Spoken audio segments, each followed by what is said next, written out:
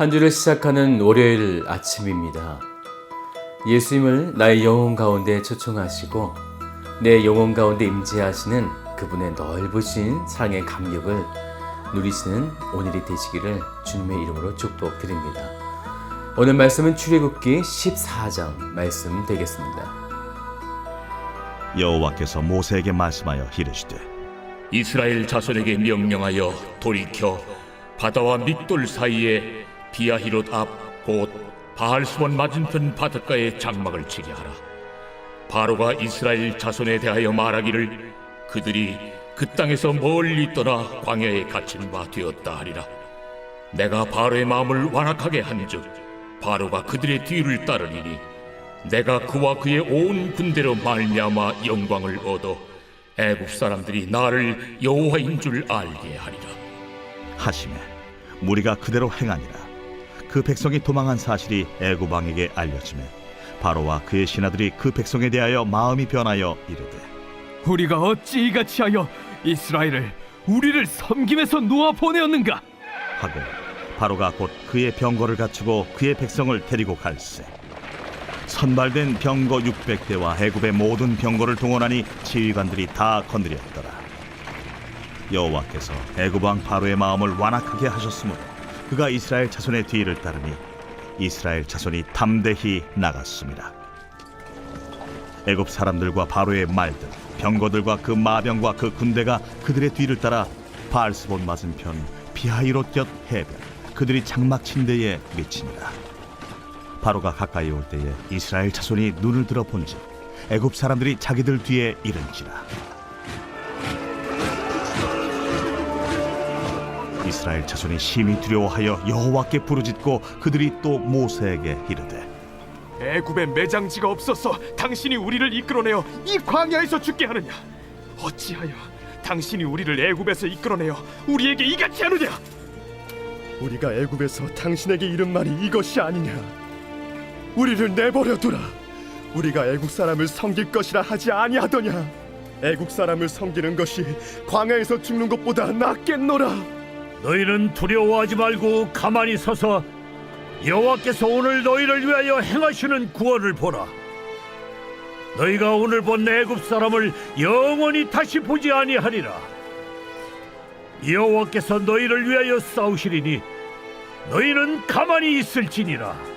여호와께서 모세에게 이르시되 너는 어찌하여 내게 부르짖느냐. 이스라엘 자손에게 명령하여 앞으로 나아가게 하고 지팡이를 들고 손을 바다 위로 내밀어 그것이 갈라지게 하라. 이스라엘 자손이 바다 가운데서 마른 땅으로 행하리라. 내가 애굽 사람들의 마음을 완악하게 할 것인즉 그들이 그 뒤를 따라 들어갈 것이라. 내가 바로와 그의 모든 군대와 그의 병거와 마병으로 말미암아 영광을 얻으리니 내가 바로와 그의 병거와 마병으로 말미암아 영광을 얻을 때야 애굽 사람들이 나를 여호와인 줄 아니라 하시더니 이스라엘 진 앞에 가던 하나님의 사자가 그들의 뒤로 옮겨가매 구름 기둥도 앞에서 그 뒤로 옮겨 애굽 진과 이스라엘 진 사이에 이르러 서니 저쪽에는 구름과 흑암이 있고 이쪽에는 밤이 밝음으로 밤새도록 저쪽이 이쪽에 가까이 못하였더라. 모세가 바다 위로 손을 내밀매 여호와께서 큰 동풍이 밤새도록 바닷물을 물러가게 하시고 물이 갈라져 바다가 마른 땅이 된지라. 이스라엘 자손이 바다 가운데를 육지로 걸어가고 물은 그들의 좌우에 벽이 되니 애굽 사람들과 바로의 말들 병거들과 그 마병들이 다 그들의 뒤를 추격하여 바다 가운데로 들어온지라. 새벽에 여호와께서 불과 구름 기둥 가운데서 애굽 군대를 보시고 애굽 군대를 어지럽게 하시며 그들의 병거 바퀴를 벗겨서 달리기가 어렵게 하시니 애굽 사람들이 이르되 이스라엘 앞에서 우리가 도망하자.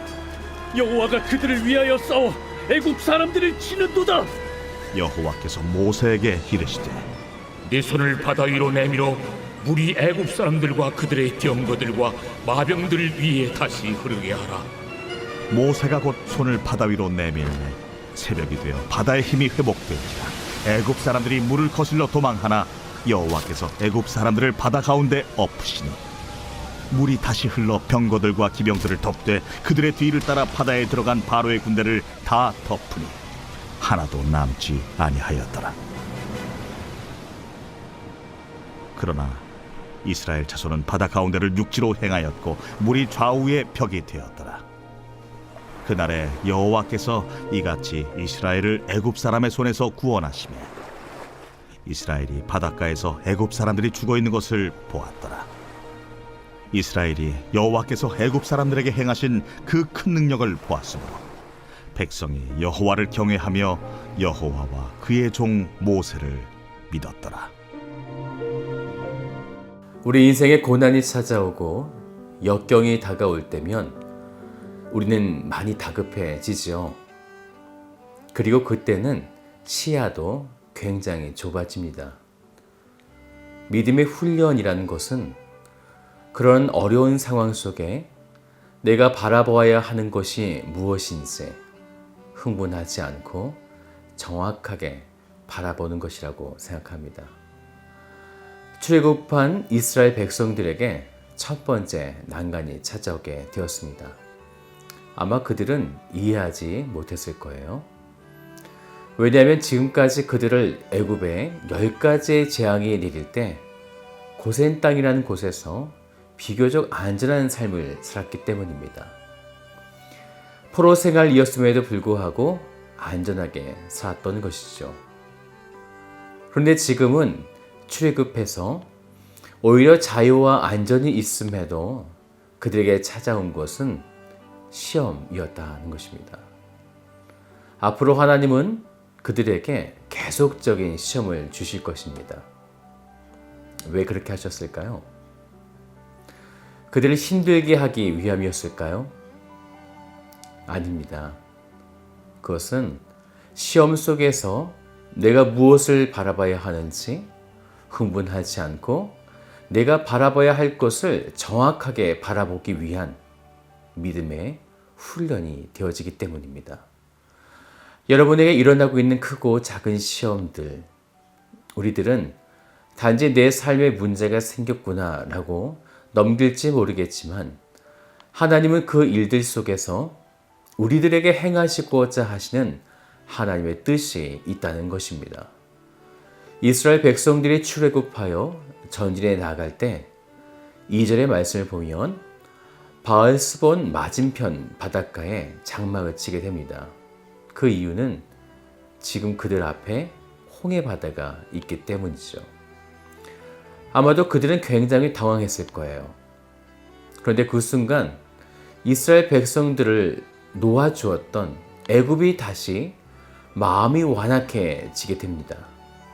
그래서 그들은 6절의 말씀을 보면 바로가 곧 그의 병거를 갖추고 그의 백성을 데리고 그렇게 추격하게 되죠. 그들은 곧 이스라엘 장막까지 거의 이르게 되었습니다. 이스라엘 백성들이 눈을 들어 보니 자기들 뒤에 이를 정도로 아주 가깝게 쫓아오고 있었던 것입니다. 이스라엘 백성들은 한 번도 이런 경험을 하지 않았기 때문에 다시 말씀드리면 이런 상황들에 대한 훈련을 전혀 받지 않았기 때문에 그들은 아주 많은 혼란에 빠지게 됩니다. 그래서 그들은 10절 뒷부분의 말씀을 보면 이스라엘 자손이 심히 두려워하여 여호와께 부르짖고, 그리고 11절의 말씀도 보면 우리를 죽게 하느냐라고 하며 소리 지르고 원망하게 되어집니다. 게다가요 12절의 말씀을 보면 자포자기하면서 애굽 사람을 섬길 것이라 라고 하는 이런 배교까지 일어나게 된 거예요. 지금 난리가 난 거죠. 그들은 이러한 상황에 믿음의 훈련이 전혀 되어 있지 않았기 때문에 이런 시험 앞에 우왕좌왕하며 엄청난 혼란에 빠지게 된 것입니다. 그런데 그때 모세가 그들에게 외치게 됩니다. 13절을 보세요. 모세가 백성에게 이르되 너희는 두려워하지 말고 가만히 서서 여호와께서 오늘 너희를 위하여 행하시는 구원을 보라. 이 놀라운 말씀을 선포하시게 되죠. 14절의 말씀도 보면요, 여호와께서 너희를 위하여 싸우시리니 너희는 가만히 있을지니라 라고 말씀하셨어요. 시험의 문제가 찾아올 때 우리는 여러 가지의 길들을 찾아 나서지만 하나님이 요구하신 것은 가만히 있으라는 것입니다. 여호와께서 대신하여 싸우신다는 거죠. 왜 그렇게 하실까요? 왜 우리가 그러한 문제들 앞에 싸우면 안 되는 것일까요? 분명 문제의 시험이 내 앞에 있어서 내가 그것을 해결해야 할 것만 같은데 우리는 가만히 서서 우리를 위하여 행하시는 구원을 그저 바라보기만 하면 되는 걸까요? 지금 무엇을 말씀하시는 걸까요? 무엇을 우리들에게 보여주고 싶으신 걸까요? 4절의 말씀을 한번 보시겠어요? 내가 바로의 마음을 완악하게 한즉 바로가 그들의 뒤를 따르리니 내가 그와 그의 온 군대를 말미암아 영광을 얻어. 답을 찾으셨습니까? 그렇다면 17절의 말씀도 볼까요? 내가 애굽 사람들의 마음을 완악하게 할 것인즉 그들이 그 뒤를 따라 들어갈 것이라. 내가 바로와 그의 모든 군대와 병거와 마병으로 말미암아 영광을 얻으리니. 한 절만 더 볼까요? 18절 말씀도 보세요. 내가 바로와 그의 병거와 마병으로 말미암아 영광을 얻을 때야. 답을 찾으셨습니까? 바로 하나님의 영광을 위해서입니다. 하나님은 지금 하나님의 능력으로 홍해 바다를 가르시고 하나님의 능력으로 바로의 군대를 무찌르시고 하나님의 능력으로 이스라엘 백성들을 돌보시고 살리시기를 원하신다는 거예요. 그렇게 하신 이유는 바로 하나님의 영광이 되기 때문이라는 것입니다. 그렇기 때문에 우리는 가만히 서서 우리를 위하여 싸우시는 그 하나님을 바라보라라는 것입니다. 만약에요, 내가 싸운다면 어떻게 된다는 말씀일까요? 하나님의 영광을 가리는, 하나님의 영광을 수치로 만들어 드리는 일이 되어지는 것입니다.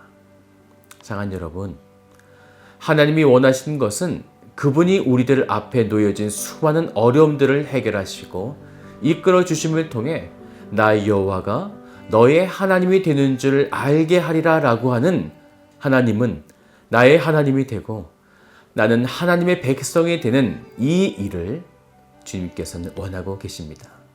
사랑하는 여러분, 하나님의 영광을 가리지 않기를 주님의 이름으로 축복드립니다. 오늘 하루 하나님의 영광을 위하여 오늘 우리에게 주신 삶을 감사함으로 기뻐함으로 주님 앞에 모든 것을 내어 맡기는 복된 삶이 되시기를 주님의 이름으로 축복드립니다. 다 같이 기도하겠습니다. 사랑의 아버지 하나님 감사드립니다. 오늘 우리와 함께 동행하여 주시고 하나님의 말씀으로 오늘 우리를 이끌어 주시니 감사를 드립니다. 우리 인생 가운데 놓여진 수많은 문제와 사항들을 우리는 때때로 나의 힘으로 해결하려고 하는 내 의지가 많이 있지만 하지만 하나님은 오늘 우리에게 말씀하신 것이 바로 우리는 가만히 서서 우리를 위하여 싸우시는 그 하나님을 바라보는 것, 바로 하나님의 영광을 바라보는 오늘 우리들의 그런 믿음의 모습을 하나님께서 원하시고 계신 줄로 믿습니다. 오늘 하루 동안 하나님의 영광을 바라보며 하나님께서 우리 인생 가운데 직접 싸우시는 그 하나님의 영광을 꿈꾸며 바라보는 하나님의 신실한 백성 되도록 주께서 축복하여 주옵소서. 감사드리며 참 좋으신 예수 그리스도의 이름으로 기도드립니다. 아멘.